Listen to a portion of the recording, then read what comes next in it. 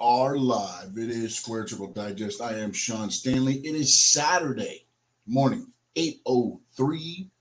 It's been a long night. My daughter is right now having my grandson. So it is been a long night. I stayed up a little bit, probably longer than I should have, but watched watched SmackDown, and this is going to be something that's going to be going on now after each show. It's going to be the morning after. This is SmackDown the morning after.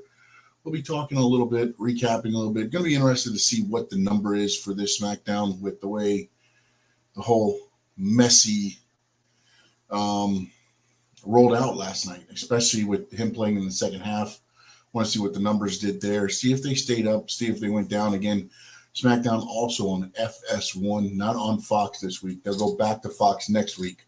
So we'll have to see where the number lies. And again, these are going to be short little quibs, maybe 5 to 10 minutes in length. Nothing very long. Just recapping some of the things, my thoughts on the shows that just happened. And this one happened from the Amway Center in Orlando, Florida, which is the home of NXT. And NXT was featured on this show pretty often if you watched it. And it makes you think that maybe Nick Khan, Triple H, they start rolling out the NXT being the third brand finally. Something has been hinted at for a while before even Vince, when it was the black and gold brand, it was hinted at they were going to be the third brand. Never really circulated into anything, but we'll see where it goes from here. They started again. It's the bloodline is the angle right now for SmackDown. Although I will tell you this, the storylines and the storytelling on SmackDown is pretty good. They're staying right with you have the Charlotte Flair, Asuka, Bianca Belair storyline. You've got Austin Theory storyline now with Escobar now kind of rolling out. We'll see where that goes. And then, of course, Dominic Mysterio makes his appearance because, again, they are in the home of NXT. He is now it hurts to say this, the NXT North American champion. Frankie, for some reason, they listened to Frankie and they gave him the title. He was in action, but we'll go right through what happened on SmackDown from the Amway Center in Orlando, Florida. It started with the four-way match to see who would be the second finalist in the U.S. title tournament. LA Knight, to me, who I thought was going to win the match, honestly. Rey Mysterio, Cameron Grimes, and Sheamus, who was another one that could have maybe won the match, but I really thought this was the time they were going to give it to LA Knight. Of course, they switch it up. They give it to Rey Mysterio. Now it'll be Rey Mysterio against Escobar, with the winner taking on Austin Theory for the U.S. title. And then you saw Austin Theory during the match kind of go after Rey. So it's going to be interesting. And then Escobar came out. And then also later on in the night, they had a match with Escobar defeating Austin Theory clean in the ring. And this is something that used to happen in WWE with Vince, and it was the title. I mean, they call it the title eliminator. I forgot what Vince called it. Remember when there was always the let's run it back shows? It was always you beat the champion the one week, and then the next week, all of a sudden, the champion is figured it out and ended up winning. But Escobar did defeat in some good matches. I mean, it was good wrestling on SmackDown. What wrestling there was. Again, they displayed the Cavender twins. You had Trick Williams and Carmelo Hayes there. They showed the Don in the back with Jey Uso walking by him. They had Tiffany Stratton. They showed a lot of Wesley and Dragon Lee. They showed in the crowd. So again, I don't know if they're angling toward maybe finally making NXT that third brand, but being there, they made sure that they were front and center on a lot of the SmackDown TV time last night. So, and then also you had Charlotte against Io Sky with Bayley. This is another angle that they've started that, and again, it's not a major angle, but the thing with Shotzi, with the shaving her head and everything else, and there's some real life situation there for Shotzi, and I hope everything is going well there. But what they have done with the storyline with Bayley, and now during the match, which they were going back and forth and having a great match, and then Shotzi shows up on the Videotron and kind of all whacked out and doing her new gimmick that she's been doing, and kind of ruffles Bayley. Bayley leaves the ringside area, and then again they continue the match. And it was very great, a great back and forth match, showing what Io Sky can do with Charlotte Flair. But again, Charlotte Flair was going to come out on top because again it's getting ready for the SummerSlam triple threat between Bianca Belair, Asuka, and Charlotte Flair. So Io Sky was kind of there to beef up that match, and she did her job. Io Sky made Charlotte Flair, and Charlotte Flair made Io Sky, and it was a good back and forth match with Charlotte Flair winning with the natural selection. And then later on in the show, Bayley in the locker room telling Io Sky, we got to go. She gets to her bag, and what's there? It's her picture with a pair of scissors stabbed through the picture. And again, little things, man. Little things with and that's the one thing that to me WWE does a little bit better.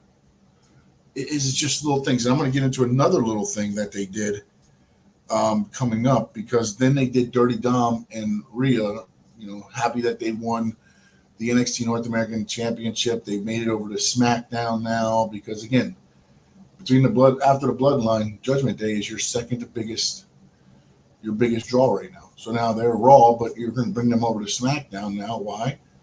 Because Dom is the NXT champion. You're in Orlando. I believe you're trying to build up this brand. I believe that's what this night was about. We'll see what happens on Raw too, because they're in Tampa, not too far away. See if they use that as well. But then, so Butch comes out and challenges Dom. Dom, of course, says, there's nobody here from NXT that can make this match. Lo and behold, the Heartbreak Kid, Shawn Michaels, shows up. Not only does Shawn Michaels make the match, but he does put the title on the line, and Butch will get a North American Championship match. And then this is where I go to the little things. They go to Roman Reigns, Solo Sikoa, and Paul Heyman sitting in their locker room. Roman's sitting there just kind of looking at the tribal chief, delay. I'm sorry, I don't know the name of the red lei that they use for the tribal chief. I saw somebody post it. I don't know if that was the right name, so I got to do a little more research on that. But nobody says a word in this whole segment. The segment goes maybe a minute, but nobody says a word.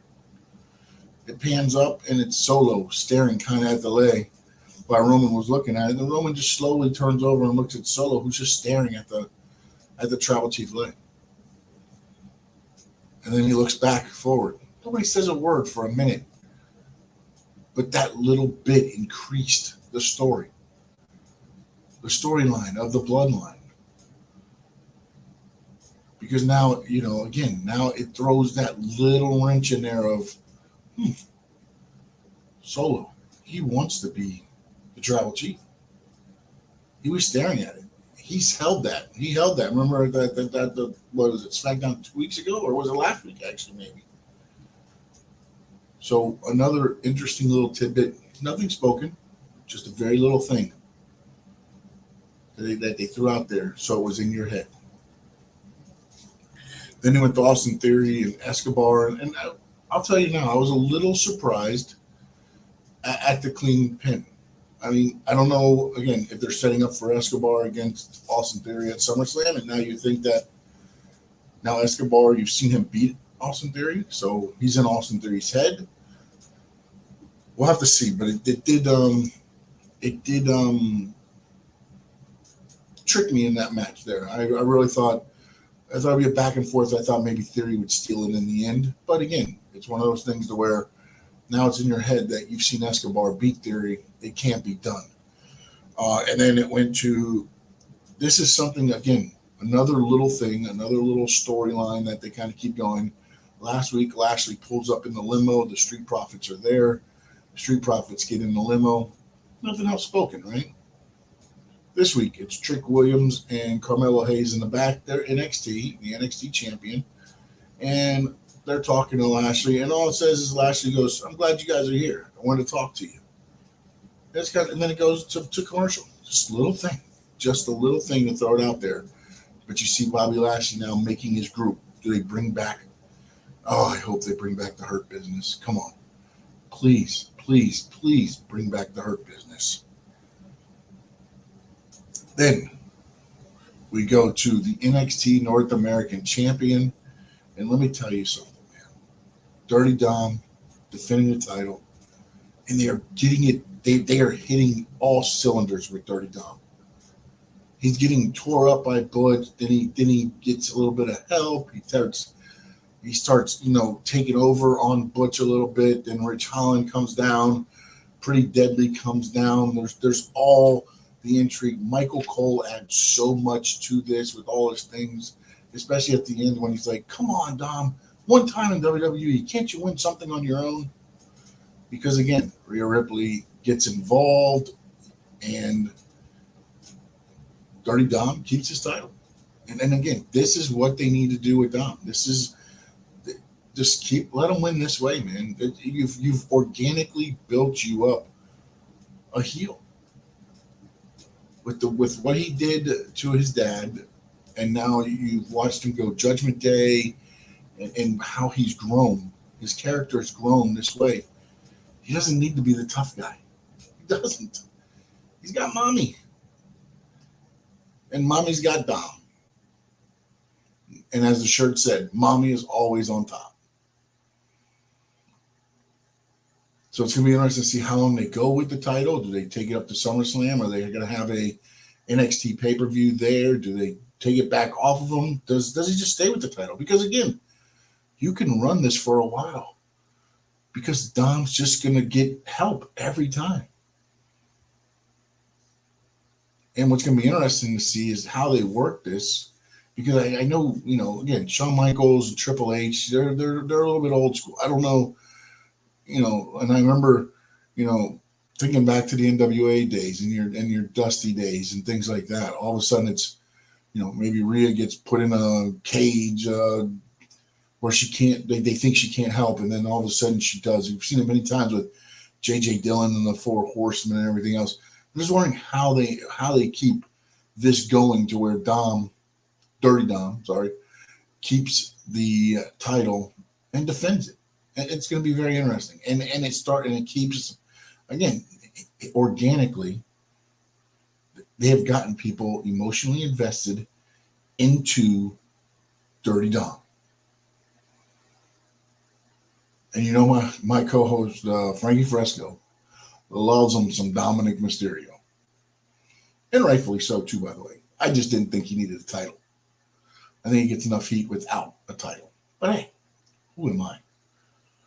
And then, of course, you have Roman and Jay sit down, and they did the terms of battle for the match at SummerSlam. And, of course, it will be a tribal combat match. It's basically anything goes. Again, little things that were said to extend this. He said, Roman asked, do the elders know? To which Jay said, it was their idea. Do we start seeing more of the elders in the WWE programming? Is this where we start seeing some of the elders? Again, this is where this bloodline, I know a lot of people probably are tired of it and think it's been going on for so long, but there's so many layers that they haven't even touched yet on this bloodline thing. I mean, now you get Solo more involved as far as him staring at the Lele of the Tribal Chief and things like that. And then now you have Jay out. What if any part does he play in SummerSlam? Anything goes match, which will be there now. Afterwards, they do, like, I guess, whatever the tribal, to sign the match. They kind of grabbed hands, put their heads together, and then they broke away. Roman starts to leave. Solo goes to throw the spike on Jay. Roman stops him.